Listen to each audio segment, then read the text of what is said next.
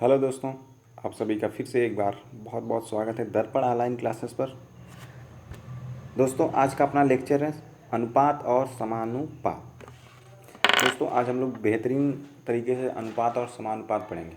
तो सबसे पहले अनुपात और समानुपात हमको पढ़ना ही क्यों है, ठीक है, समझना ये ज़रूरी है। देखिए, अगर आपको अनुपात नहीं आएगा तो बहुत सारे चैप्टर हैं जिसमें अनुपात का प्रयोग होता है, वो आप लोग को नहीं कर पाएंगे। जैसे मान लीजिए कौन कौन से चैप्टर 70% हम आपको बता दें। 70% चैप्टर आपका अनुपात से ही हो जाएगा, ठीक है। अनुपात को हम लोग इंग्लिश में रेशियो भी कहते हैं और समानुपात को प्रपोर्शन कहा जाता है ना। और हाँ दोस्तों, एक और बात, अगर आप लोग अभी चैनल पर नए हैं तो चैनल को सब्सक्राइब करिएगा और दोस्तों के यहाँ शेयर करिएगा ज़्यादा से ज़्यादा, ठीक है। चलिए स्टार्ट करते हैं आज का अपना लेक्चर। तो बता दें कि सबसे पहले कौन कौन से चैप्टर हम लोग, जिन चैप्टर में हमको रेशियो की ज़रूरत पड़ती है, देखिए कौन कौन से हैं।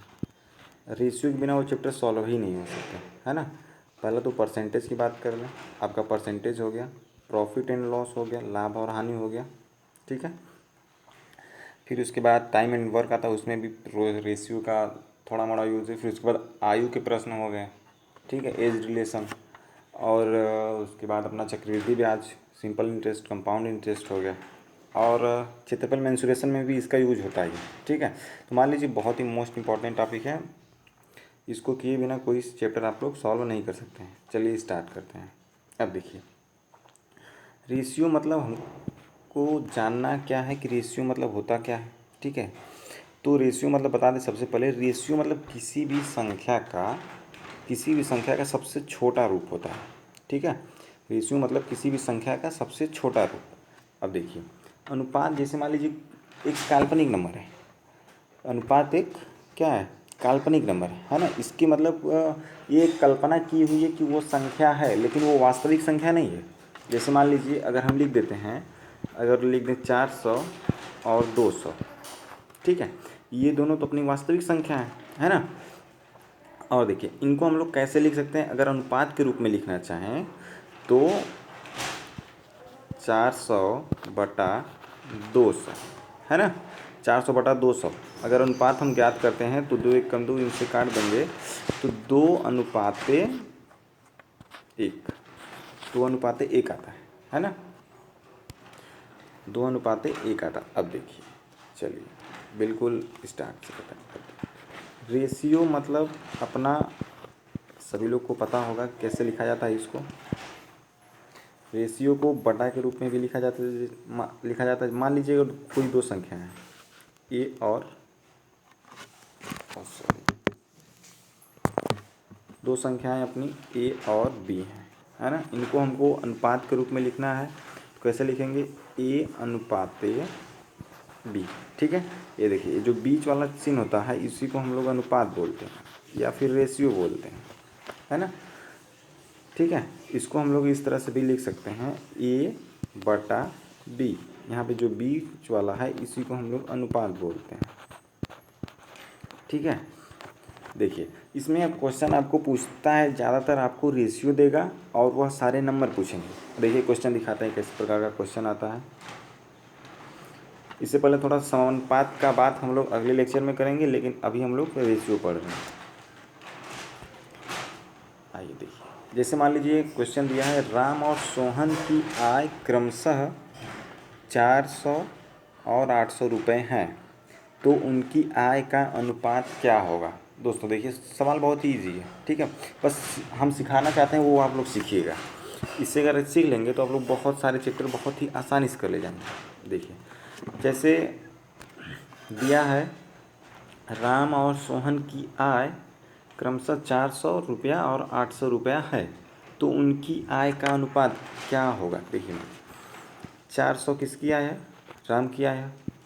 800 किसकी आय है, सोहन की आय है। इनकी आय का अनुपात पूछा है, तो राम और सोहन की आय का अनुपात, मान लीजिए राम को आर से लिख रहे हैं और सोहन को एस से लिख रहे हैं, ठीक है।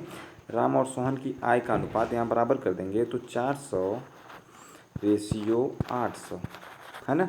या फिर बटा के रूप में भी लिख सकते हैं इस तरह से 400 बटा 800।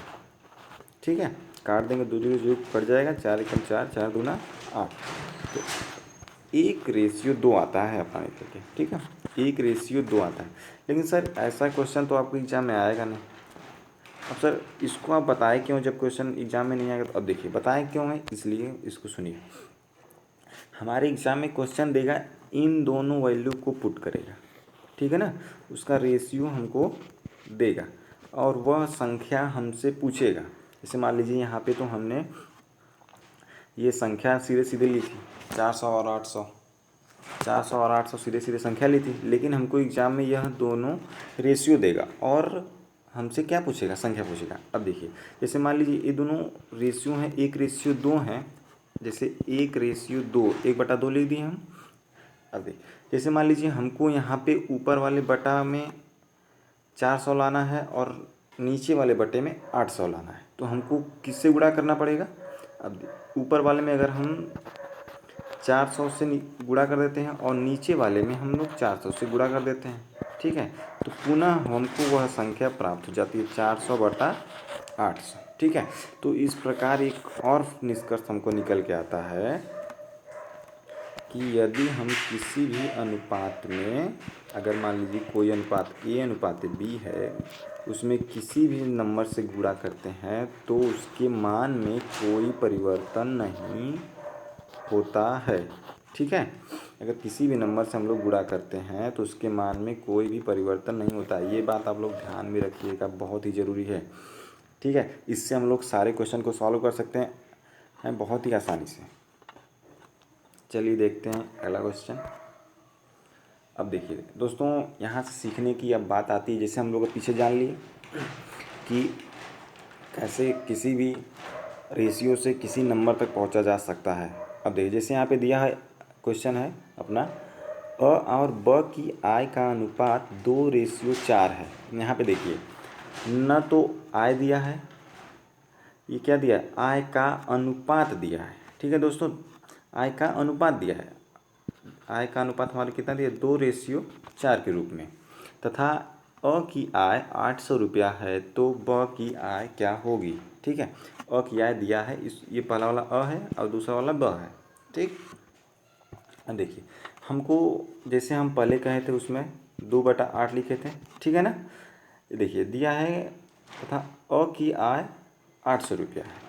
ठीक है ना, तो जो 2 रेशियो दिया है इसमें हम किस संख्या से गुणा करें कि 800 हो जाए, तो जाहिर सी बात है इसमें हमको किससे गुणा करना पड़ेगा, 400 से गुणा करना पड़ेगा, तो ये 800 हो जाएगा।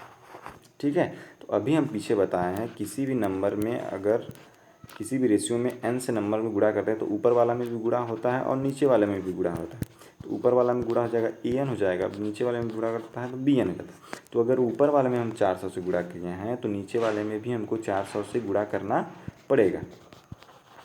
तो यहाँ से हमको ब क्या निकल के आ जाए, कितना, 4 चौक को 16। अब देखिए दोस्तों, ये जो निकल के आया 800 बटा 1600, अगर इसको हम फिर से काटेंगे तो हमको यही रेशियो प्राप्त होगा, 2:4 ही प्राप्त होगा। ठीक है ना। अब देखिए कई क्वेश्चन में हम लोग, बहुत से लोग एक्स मान के भी इसको सॉल्व करते हैं। कैसे एक्स मान के इसको सॉल्व करते हैं वो देख लीजिए। कैसे मान लेंगे कि मान लेते हैं कि अ और ब की आय एक्स क्यों मानते हैं। सबसे पहले जानना ये ज़रूरी है कि हमको ये नहीं पता है कि ये जो रेशियो है 2:4, इसमें किस नंबर से गुणा हुआ है कि ये अ की आय 800 हो गई है। ठीक है, तो हमको नहीं पता है तो हम मान लेंगे 2x। ठीक है, x से गुणा कर देते हैं हम लोग इसमें। समझ रहे हैं ना मेरी बात, ध्यान से समझिएगा। हमको ये नहीं पता है कि ये किस नंबर से गुणा हुआ है। अगर ये नहीं पता है किस नंबर से गुणा हुआ है तो ही हम उस नंबर को, जो चीज़ हमको नहीं पता होती उसको x मानते हैं।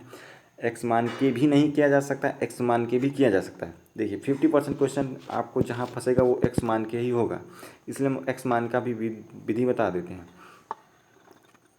तो हमको नहीं पता है, अगर मान लें यहाँ पे 2x और 4x उनकी आय है। ठीक है, अब देखिए क्वेश्चन के अनुसार दिया है अ की आय कितना है, 800 रुपया।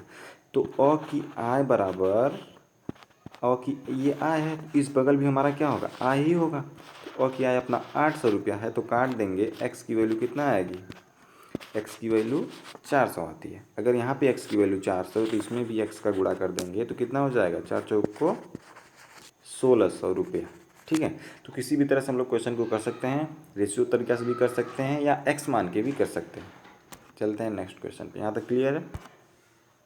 देखिए अगला क्वेश्चन है अपना, अ और ब की आय का योग 1200 रुपया है तथा उनकी आय का अनुपात, यहाँ पे देखिए दोस्तों, आपको जब भी दे दे आय का अनुपात तो हम लोग क्या करेंगे, एक्स मान लेंगे। उसमें हमको नहीं पता है कि किससे गुणा हुआ है। आय का अनुपात 2 और 4 है, 2:4 है, तो उनकी आय क्या होगी। ठीक है ना, तो देखिए मान के भी कर सकते हैं एक्स और न मान के भी कर सकते हैं। पहले मान के बताते हैं फिर न मान के बताएंगे। ठीक है ना, देखिए मान लेते हैं उनकी आय 2x है और 4x है। ये हम बता दिए हैं क्यों हम x लगाते हैं यहाँ पे। ठीक है ना, तो आय का अनुपात इनके 2x और 4x है, तो उनकी आय क्या। अब देखिए क्वेश्चन क्या बोला है, अ और ब की आय का योग। ये अ की आय हो गई और ये ब की आय हो गई, लेकिन ये अभी तक काल्पनिक है। ठीक है ना, ये वास्तविक संख्या तो है नहीं, ये काल्पनिक है।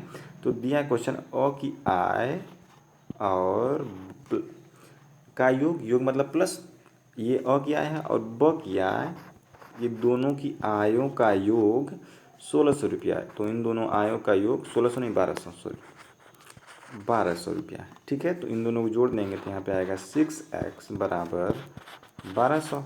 तो यहाँ से 6 से 6 काट देंगे तो 6 कम 6, 6 दूना के 12, 200। ठीक है, यहाँ से अपना कितना निकल के x की वैल्यू आती है अपनी 200। तो 200 का गुणा इसमें x की जगह रख देंगे तो 2 दूना के 400 और यहाँ पे कितना हो जाएगा 800। ठीक है, अब देखिए क्वेश्चन की जांच हम कैसे कर सकते हैं। ये अपनी अ की आय निकल के आई है, ये अपना ब की आय निकल के, इन दोनों के आयों का योग ही तो 1200 है। तो इन दोनों को जोड़ देंगे तो 8 और 4 कितना हो जाएगा 1200, हो गया ना। तो इस प्रकार हम लोग उत्तर की जांच भी कर सकते हैं। आइए अगर दूसरे मेथड से आप लोग करना चाहते हैं, अब देखिए इसी प्रकार हम लोग वो जो बांटने का नियम आता है निकल के, जो बांटने का नियम आता है यहीं से निकल के आता है ना, कि जो आयों का योग दोनों लोग में बंटवारा कर दीजिए, कैसे बांटते हैं। ठीक है, क्योंकि उसको भी अभी बता देते हैं। ये देख लीजिए, जैसे मान लीजिए आय कितना दिया था, उसका आय दिया था अपना 1200 दिया था, है ना, आय 1200 दिया था और उन दोनों की आयों का अनुपात कितना दिया था, 2:, चलिए मान लीजिए कुछ भी दे दें, 2:4 दिया था, है ना। ठीक है, अब देखिए बांटने का नियम यहीं से निकल के आता है, कैसे बांटते हैं। जैसे सब लोग आप लोग बोल देते हैं राशि बटा रेशियो का योग, और जिसका ज्ञात करना है उसको गुणा करते हैं। जैसे मान लीजिए फार्मूला तो यही निकल के आता अपना, 1200 राशि है। ठीक है, रेशियो का योग, अनुपातों का योग कितना हो जाएगा, अनुपातों का योग 4 2 6। अगर अ की ज्ञात करना है तो 2 से गुणा, अब ब की ज्ञात करना है तो 4 से गुणा। अगर 2 से गुणा करते हैं तो 6 दूना के 12, यहाँ से कितना निकल के आता है 200, तो 2 दूना के 400 आ जाएगा और यहाँ से निकल के आ जाएगा अपना, इसका आ जाएगा 800, है ना। तो देखिए जो पीछे हम लोग देखे थे अभी, जो x मान के करे थे तो यहाँ तो वो वाला फार्मूला कहाँ से निकल के आया, यहाँ से निकल के आता है ना। जैसे मान लीजिए उस वाले फार्मूला में किए थे 2x + 4x बराबर 1200 किए थे इन दोनों के आय का योग, तो 6x बराबर 1200। अब हमको स्पीड पकड़ना है, 1200/6। ठीक है ना। अब देखिए जिसका यहाँ पे ये जो लिखा हुआ है और ये जो लिखा हुआ है, इन दोनों में कोई अंतर दिख रहा है, कोई अंतर नहीं दिख रहा है। अगर पहले वाले की ज्ञात करनी है तो इसमें 2 का गुणा लगा देते हैं, बाद वाले की ज्ञात करनी है तो इसमें 4 का गुणा लगा देते हैं, है ना। तो यहाँ से निकल के आता है। ठीक है, क्लियर है किसी को। अब यहाँ से आपको पूरा बात क्लियर हो गई होगी, उम्मीद है। चलते हैं अगले क्वेश्चन पे। अब देखिए नेक्स्ट क्वेश्चन है अपना, राम और रोहन की आयु में 20 का अंतर है तथा उनकी आय का अनुपात 7:5 है, तो उनकी आय क्या है ना। देखिए हमको आय उनकी नहीं पता है, ये दिया है क्वेश्चन, आय की का अनुपात, आय का अनुपात दिया है तो हम अनुपात में किससे गुणा लगाएं कि इन दोनों की आयु को अंतर मतलब घटाने पे, अंतर मतलब घटाने पे उन दोनों की आयु का अंतर 20 हो जाए। ठीक है ना। तो ये क्या है, 7x मान लेंगे, एक किया कितना मान लेंगे, 5x, है ना। तो अब क्वेश्चन जैसे बोला है, इसका अंतर 7x माइनस 5x, इन दोनों की आयु का अंतर कितना है, 20 है ना। तो यहाँ से कितना निकल गया, 2x बराबर 20। तो x की वैल्यू बराबर कितना निकल के आ गई, 10। अगर x की वैल्यू 10 निकल के आ गई है तो 10 का गुणा इसमें लगा देंगे और 10 का गुणा यहाँ पे लगा देंगे, क्योंकि x की वैल्यू 10 है।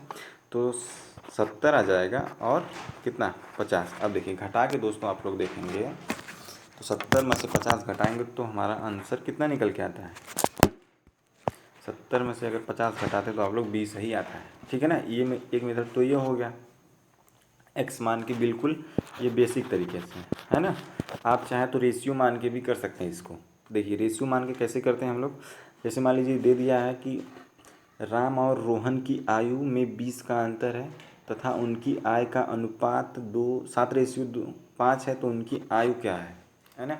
अब देखिए जैसे मान लीजिए इन दोनों रेशियो का अंतर ही तो 20 है, तो इन दोनों रेशियो का अंतर देख लेते हैं। तो 7 रेशियो में से 5 जाए 2, यहाँ पे 2 रेशियो आ गया। 2 रेशियो बराबर किसके है, 20 के बराबर है।